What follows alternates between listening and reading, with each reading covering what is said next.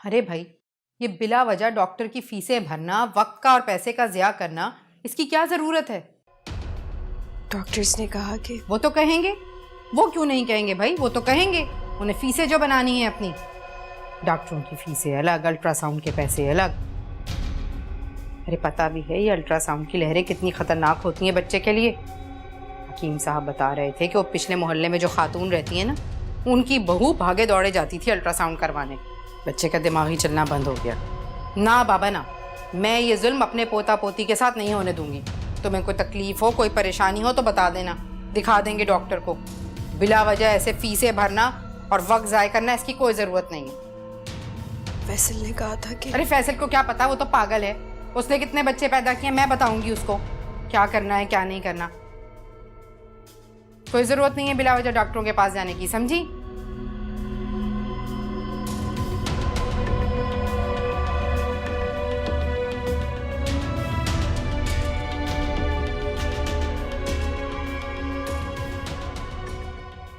मोइज कहाँ है? अल्लाह जाने कहाँ है।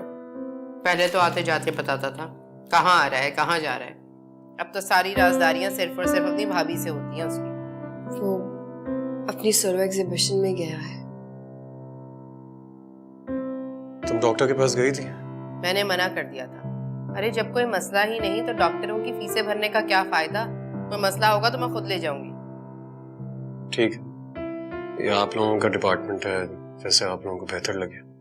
तुम फिक्र ना करो, इसका ख्याल करने के लिए मैं हूं ना। भाई जब तुम पैदा होने वाले थे तो तुम्हारे अब्बा तो जाकर मर्दाने में सो जाते थे। तुम्हारी दादी मेरे साथ सोती थी। वो ठहरी पुराने जमाने की खातून, उनकी अपनी मसलहतें थी, अपने तजुर्बे थे। मैंने भी कभी कोई एतराज नहीं किया। बड़ों के तजुर्बे का कहाँ कोई मुकाबला है भला। आज हकीम साहब एक माजून बना कर लाएंगे, इंतहाई कवि और ताकत बख्श है। बस तुम वो खाना, बल्कि रहने दो, मैं खुद खिलाऊंगी तुमको, क्या पता भूल जाओ। तुम क्या बता रही थी? कौन सी डॉक्टर के पास नाम लिखवाया? अब डॉक्टर आयशा अली।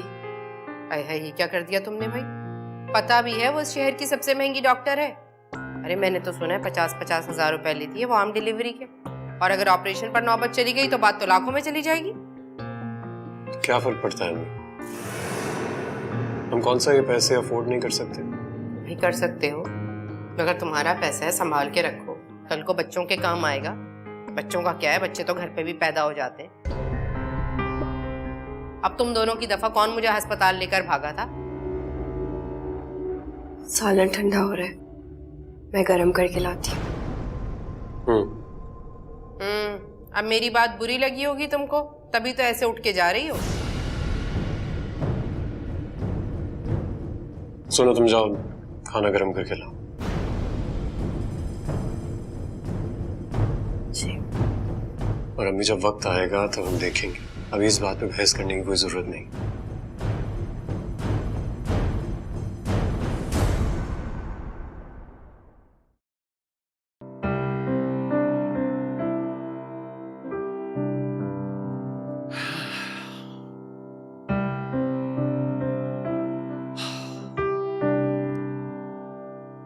फैसल, ये देखिए कितना क्यूट है ना। अरे तुम मेरे होते हुए किसको क्यूट कह रही हो? गॉड। अरे हाँ यार, अच्छा है। और ये? हाँ, ये भी बहुत क्यूट है। लेकिन एक बात बताओ, तुमने ये सारे कॉर्ड्स बनवाने का इरादा किया हुआ है क्या? नहीं, अभी तो डिसाइड ही नहीं किया।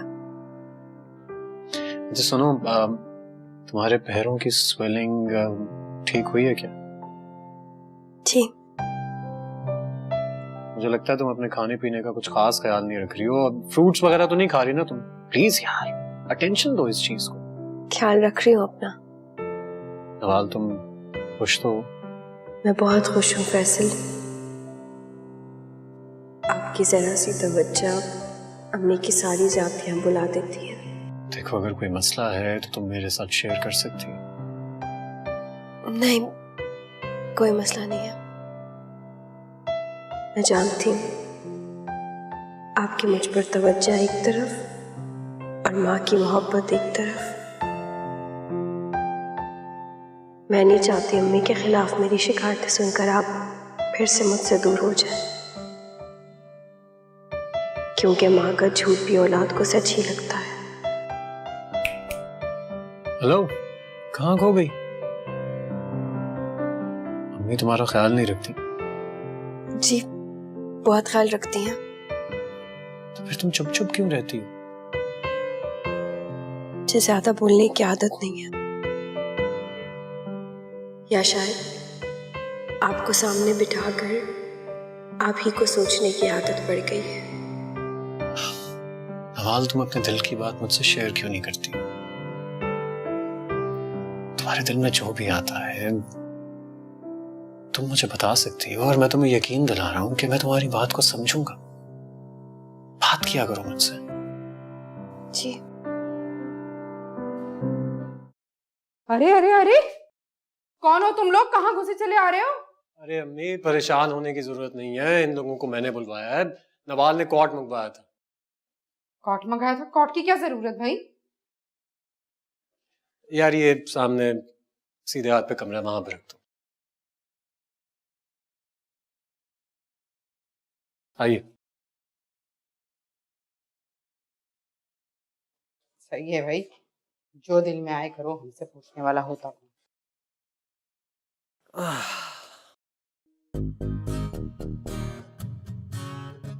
अब ये कौन है? ये नूर बीबी है। मेरे दोस्त की तरफ काम करती थी तो मैंने उसको अपनी मजबूरी बताई, उसने मेरे साथ भेज दी। कैसी मजबूरी? अभी नवाल इस हालत में ज्यादा काम काज नहीं कर सकती ना, तो नूर बीबी के आने से उनकी हेल्प हो जाएगी। और नूर बीबी को वैसे बच्चे संभालने का भी बहुत अच्छा तजर्बा है। बेगम साहबा बिल्कुल फिक्र ना करें, मैं घर का सारा काम संभाल लूंगी।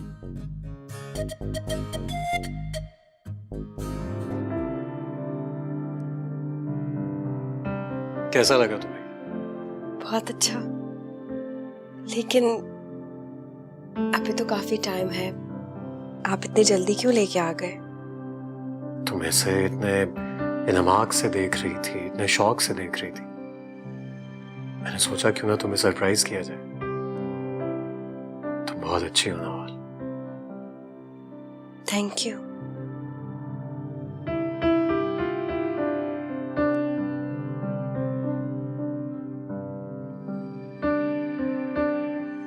मैं तुम्हारे साथ की हुई हर ज्यादती की तलाफी करना चाहता हूँ। मैं सब कुछ भूल चुकी हूँ फैसल। मैं भी यही चाहता हूँ।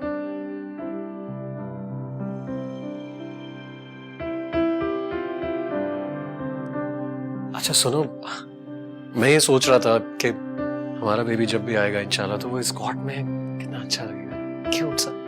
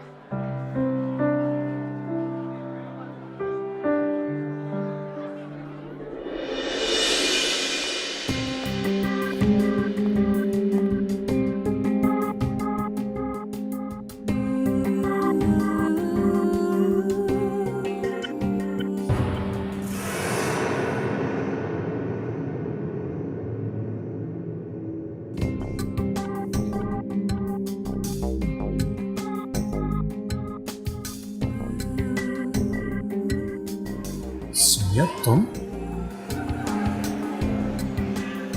कितना खूबसूरत इत्तेफाक है। तुम वापस कब आई? मैं गई कब थी?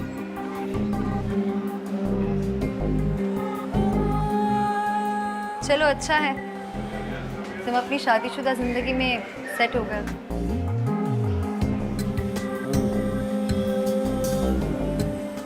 फेसबुक पे देखी थी मैंने तुम्हारी एंगेजमेंट की पिक्चर्स। तुम्हारे लिए ही तो लगाई थी। अच्छा है। आखिरकार तुमने भी अपनी जिंदगी के फैसले कर लिए। बिल्कुल। तुम शादी कर सकते हो, मैं एंगेजमेंट नहीं कर सकती। अच्छी बात है। वैसे भी जब रास्ते बदल गए हों तो फैसले भी बदल जाने चाहिए। माना कि हमारा रिलेशनशिप किसी अच्छे मोड़ पर खत्म नहीं हुआ, लेकिन हमारे दरमियान कजनशिप तो है ना। हम हमेशा अच्छे दोस्तों की तरह मिल सकते हैं। Really? बिल्कुल।